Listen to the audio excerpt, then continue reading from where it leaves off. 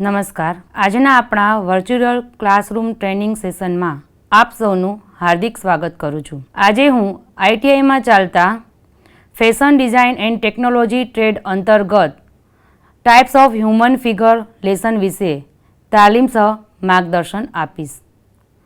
Types of human figure, માનવ શરીરના વિભિન્ન પ્રકાર. ઈશ્વર દ્વારા બનાવેલા આ માનવ શરીરમાં બધાના શરીર એક સરખા આપણને જોવા મળતા નથી. ઘણી વખત ઈશ્વર દ્વારા જ શરીરમાં કોઈ ખામી મૂકવામાં આવેલી હોય છે, તો ઘણી વખત અકસ્માતે પણ શરીરના અમુક ભાગોને નુકસાન થતાં શરીર ખામીયુક્ત બની જતું હોય છે. એટલે આવા વિવિધ પ્રકારના શરીર જે આપણને જોવા મળે છે, તો આપણે ટેલરિંગ કામ કરતા હોય, દરજી કામ કરતા હોય તે લોકોએ આવા વિવિધ પ્રકારના શરીર ઉપરથી કઈ રીતે માપ લઈને તેમનામાં આવેલી ખામીઓને દૂર કરવી તેના વિશે જ્ઞાન હોવું ખૂબ જ જરૂરી છે. પરિચય છે આપણો. માનવ શરીર બધા એક સરખા નથી હોતા. વિભિન્ન પ્રકારના માનવ શરીર આપણને જોવા મળે છે અને ખામીયુક્ત શરીરની ખામી છુપાવવા અને ગારમેન્ટ સુંદર લાગે તે પ્રમાણે આપણે ગારમેન્ટનું કટિંગ કરવું જોઈએ. તો એ વિવિધ પ્રકારના આપણા જે શરીર છે તે વિભિન્ન પ્રકારના માનવ શરીર અને તેના માટે જે ખામી છે તે ખામીને કઈ રીતના છુપાવી શકાય તે આપણે જોઈશું. પહેલા છે નોર્મલ બોડી, એટલે કે સામાન્ય શરીર. જે વ્યક્તિનું શરીર પૂર્ણત દોષમુક્ત હોય, એટલે કે સ્વસ્થ શરીર હોય તેને આપણે નોર્મલ બોડી કહીશું. હવે તેમાં નોર્મલ સામાન્ય શરીરની અંદર પુરુષની ઊંચાઈ 5.4 ફૂટ અને 5.4 ફૂટ એટલે કે 163 સેન્ટીમીટર અને સ્ત્રીઓની ઊંચાઈ 5.2 ફૂટ અર્થાત 158 સેન્ટીમીટર હોય છે. આને સામાન્ય બોડી કહે છે, નોર્મલ શરીર કહે છે. નેક્સ્ટ છે લોંગ એન્ડ થીન બોડી, એટલે કે પાતળું અને લાંબુ શરીર. આ જે શરીર છે એની અંદર વ્યક્તિની સામાન્ય કરતાં વધારે ઊંચાઈ હોય છે, એટલે કે શરીર પ્રમાણસર હોતું નથી પણ વધુ પાતળું અને લાંબુ હોય છે અને તેના ખભા ઢળેલા હોય છે. નાભીથી ઉપરનું શરીર વધારે અને નાભીથી નીચેનું શરીર ઓછું હોય છે. એટલે કે આવું જે શરીર છે એ વધારે પડતી ઊંચાઈ ધરાવે છે અને ઊંચાઈના હિસાબે તે પાતળું દેખાતું હોય છે. હવે આવું જે શરીર ધરાવતું હોય તેવી વ્યક્તિના ગારમેન્ટ કટિંગ કરતી વખતે આપણે શું ધ્યાનમાં રાખવું જોઈએ? તો ખભાથી કમર સાધારણથી વધુ રાખવી જોઈએ. ખભાનો શેપ વધુ રાખવો જોઈએ. આવા વ્યક્તિએ ચમકીલા વસ્ત્રો, કડક વસ્ત્રો, વળાંકવાળી લાઈનોવાળા વસ્ત્રો, કોલર વગરના વસ્ત્રો, આડી લાઈનના વસ્ત્રો, આખી બાયવાળા વસ્ત્રો અને ગોળ ટોપી પહેરવી જોઈએ. એટલે આવા શરીરનું જ્યારે આવું શરીર આપણને જોવા મળે તો તેને આ રીતે પહેરવેશ પહેરવો જોઈએ. નેક્સ્ટ છે શોર્ટ એન્ડ સ્ટાઉટ બોડી, ટૂંકું અને જાડું શરીર. એટલે પ્રમાણસર શરીર કરતાં જે વ્યક્તિ નીચી અને જાડી હોય તેવી વ્યક્તિનો આવા શરીરમાં સમાવેશ થાય છે. તેની લંબાઈ ઓછી હોય છે. એટલે આપણે પ્રમાણસર બોડી જે શરીર કહીએ છીએ તેના કરતાં વધુ ઓછી હાઇટ ધરાવતા અને પહોળાઈ વધુ ધરાવતા વ્યક્તિને આવું શોર્ટ એન્ડ સ્ટાઉટ બોડી કહે છે. હવે આવી વ્યક્તિએ પોતાના કપડાં પસંદ કરતી વખતે શું ધ્યાનમાં રાખવું જોઈએ? તો ખભાથી કમર ઓછી રાખવી, ખભાનો શેપ સાધારણથી ઓછો રાખવો, એક જ રંગ તેમજ એક જ મટીરિયલનું વસ્ત્ર પહેરવું, મુલાયમ, ઢીલા, ડલ સપાટીવાળા કપડાં પહેરવા, લાંબા સ્કર્ટ કે જેમાં મધ્યમ ઘેર હોય તેવા વસ્ત્રો પહેરવા જોઈએ. નેક્સ્ટ છે આપણું અકળેલું શરીર, ઇરેક્ટ ફિગર. આ પ્રકારની વ્યક્તિ પોલીસ અને ફોજમાં વધુ જોવા મળે છે. તેનું શરીર હંમેશા અકળેલું હોય છે. તેની છાતી અકળેલી હોય છે.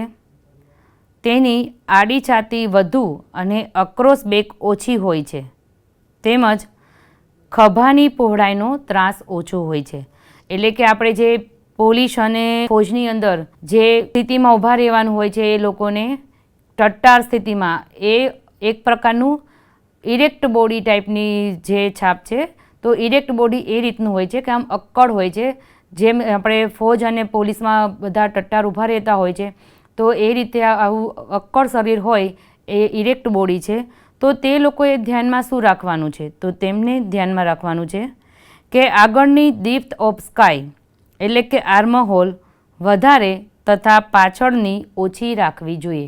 આવું અક્કડ શરીર હોય તો તેઓએ પોતાના ગારમેન્ટનું સ્ટિચિંગ કરાવતી વખતે ગારમેન્ટ સ્ટિચિંગ કરતી વખતે દરજીએ ધ્યાનમાં રાખવું પડે કે તેને આગળની ભાગનો જે ડેપ્થ ઓફ સ્કાય એટલે કે આર્મહોલ છે તે વધારે અને પાછળની બાજુનો ઓછો રાખવો જોઈએ. નેક્સ્ટ છે આપણું સ્ટૂપિંગ બોડી એટલે કે આગળ ઝૂકેલું શરીર. પ્રમાણસર શરીર કરતાં વધુ પાતળી અને આગળ ઝૂકેલી વ્યક્તિ હોય તેવા શરીરને આવું સ્ટૂપિંગ બોડી કહેવામાં આવે છે. તે આગળ નમીને ચાલે છે. આવું કોઈ બીમારીના કારણે કે વ્યવસાયના કારણે પણ થતું હોય છે. ઘણીવાર આદત પણ આવી હોય છે કે ઘણી વ્યક્તિ આવી રીતના થોડીક નમીને આગળની તરફ ઝૂકીને પણ ચાલતી હોય છે. તો ઘણા એવા વ્યવસાય પણ છે કે જેના કારણે શરીરનો વધારે પડતો ઝુકાવ આગળની તરફ રહેતા ધીમે ધીમે શરીર આગળ આવું ઝૂકી જાય છે. આવી વ્યક્તિને પાછળ રીઢ ઉપર ઊભાર આવે છે અને આગળ છાતી દબાયેલી રહે છે. આવું જે શરીર હોય છે એમાં પાછળનું રીઢ જે છે એ ઉપસી આવે છે અને આગળથી છાતીનો ભાગ દબાયેલો રહે છે. હવે આવી જો વ્યક્તિ હોય તો તેના ગારમેન્ટ કટિંગ કરતી વખતે ગારમેન્ટ પસંદ કરતી વખતે ધ્યાનમાં શું રાખવું જોઈએ? તો પાછળ ડેપ્થ ઓફ સ્કાય એટલે કે આર્મહોલ વધારે તથા આગળનો ઓછો એટલે કે શરીર પ્રમાણે રાખવો જોઈએ. જેમ ઇરેક્ટ ફિગરમાં આપણે આગળનો આર્મહોલ વધારે રાખીએ છીએ અને પાછળનો ઓછો રાખીએ છીએ, તેનાથી ઉલટું સ્ટૂપિંગ ફિગરમાં છે કે તમારે એમાં આર્મહોલ આગળની બાજુ વધારે તથા પાછળની બાજુ વધારે તથા આગળની બાજુ ઓછો રાખવો પડે છે. ચેસ્ટનું માપ પણ ઓછું લેવામાં આવે છે કારણ કે છાતી અંદરની બાજુ દબાયેલી હોય છે અને પાછળનો ભાગમાં લંબાઈ થોડી વધારે લઈને આગળની સાથે ઢીલ દઈને જોડવામાં આવે છે. એટલે જો આ રીતના ઢીલ દઈને જોડવામાં ન આવે તો ગારમેન્ટ સારી રીતે શરીર પર ફિટ થશે નહીં. તો માપ આવી વ્યક્તિના માપ લેવા માટે ચેસ્ટનું માપ ઓછું, પાછળના ભાગે વધારે માપ લેવામાં આવે છે. ઉપરાંત તેમાં થોડુંક લૂઝનેસ પણ રાખવામાં આવે છે. નેક્સ્ટ છે આપણે high shoulder body. High shoulder body એટલે કે આવા જે વ્યક્તિ છે એની અંદર શોલ્ડર જે છે એ શોલ્ડર વધારે પડતા દેખાતા હોય છે. હવે તેમાં આપણે શું ધ્યાન રાખવાનું છે? તો એની અંદર છે કે તમારે શોલ્ડરમાં માપ લેતી વખતે શોલ્ડરના માપને પૂરેપૂરું લઈને તેમાં જે આપણે આર્મહોલનો ભાગ આપવાનો હોય છે એ પ્રમાણે તેને કટિંગ આગળની અને પાછળની બાજુએ સરખી રીતે કટિંગ કરવામાં આવે છે. નેક્સ્ટ છે આપણું સ્લોપિંગ શોલ્ડર બોડી. ઢળેલા ખભા. વ્યક્તિના ખભા ઘણીવાર વધારે કે ઓછા ઢળેલા હોય છે. ઘણીવાર એક ખભો વધુ અને એક ઓછો પણ ઢળેલો હોઈ શકે અને તેની ગરદન લાંબી દેખાતી હોય છે. તો જ્યારે આવું શરીર હોય એવા શરીરના આપણે ગારમેન્ટ કટિંગ કરતી વખતે માપ લેતી વખતે શું ધ્યાનમાં રાખવાનું છે? તો ખભાનો શેપ જેટલો ઢળેલો હોય તે પ્રમાણે લેવો.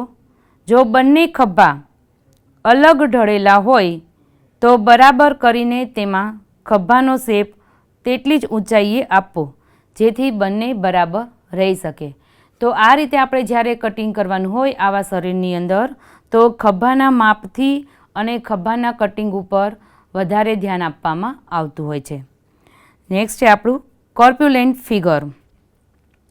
કોર્પ્યુલેન્ટ ફિગર એટલે કે જાડું અને મોટું શરીર. આમાં છાતી અને હિપ કરતાં કમરનું માપ વધુ હોય છે.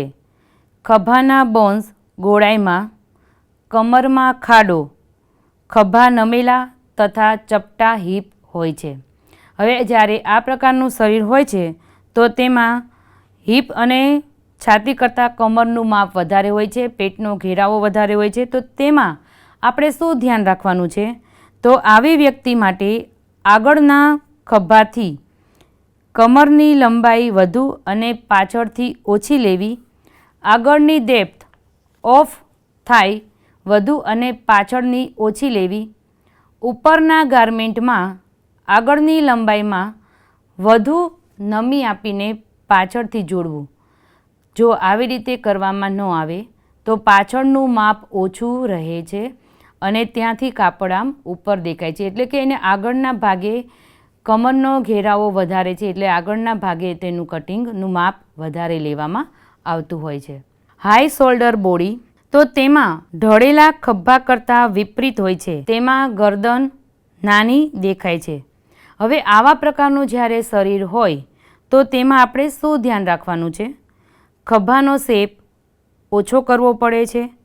ગરદન નાની ન દેખાય તે માટે કોલરની ઊંચાઈ એટલે કે બેન્ડ ઓછી ઊંચી રાખવી જોઈએ, જેથી કોલર ફોલ્ડથી ગરદન બરોબર દેખાય.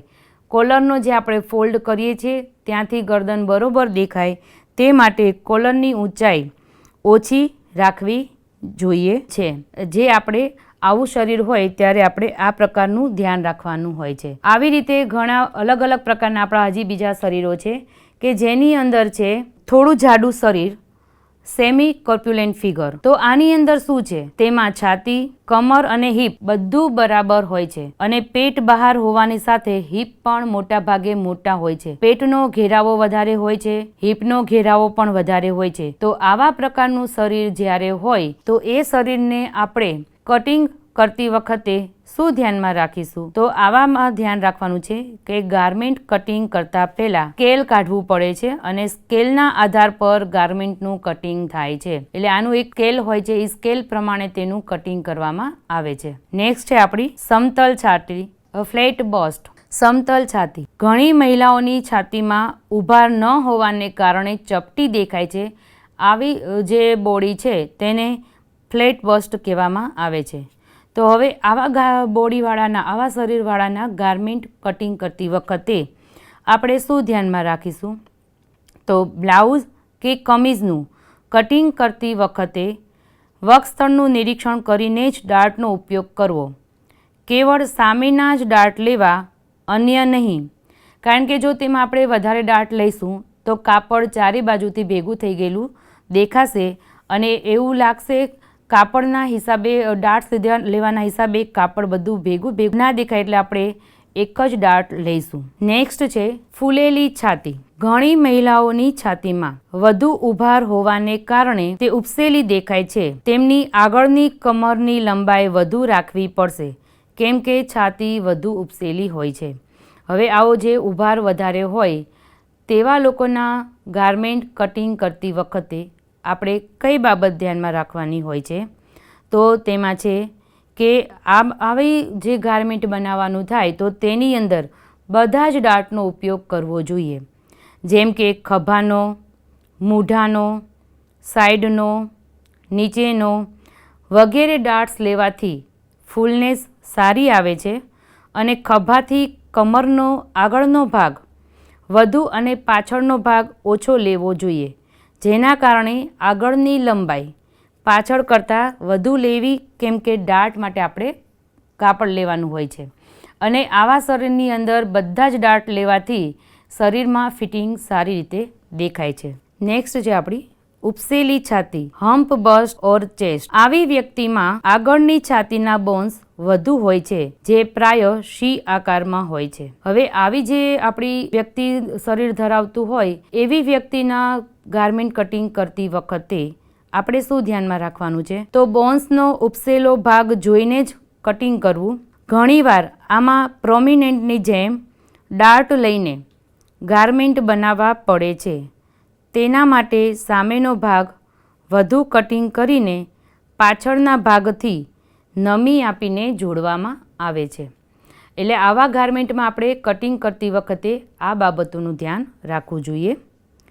ઉપસેલી પીઠ, હમ્પ બેક.